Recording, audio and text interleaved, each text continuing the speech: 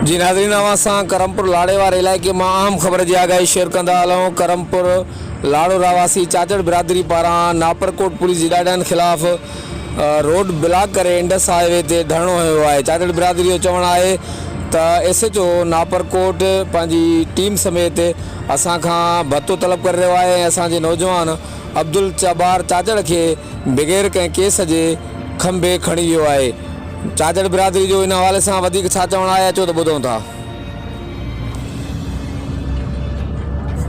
असल में जो सरकार महबूब खान को तकरीबन 20 लाख रुपया टिको क्यों है जो है आयो आ सूबेदार के तो मारी मंत्री जो पैसा जो न तो मानो सा जवार नहीं हलिया चंबा है मंत्री जो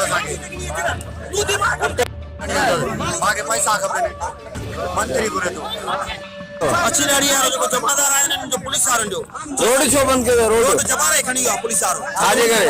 मंत्री खणी मंत्री जो असांखे अच्छा हां मंत्री जो तरी सां छड़ीदार हाणे छाजे ते पुलिस बस बेवाजिबी गोली चेकर करे हो एसपी होने पे जंगल में हवाई अड़े पे कमान करे पियो जे गोलियूं घणी एसपी जो हुकुम वारो गोलियूं हणो जे पटियूं से कोई पुलिस मंत्री गुड़िया नचाई दी करे छोकरे जो बदी खणी वई आ उन काछन में जा।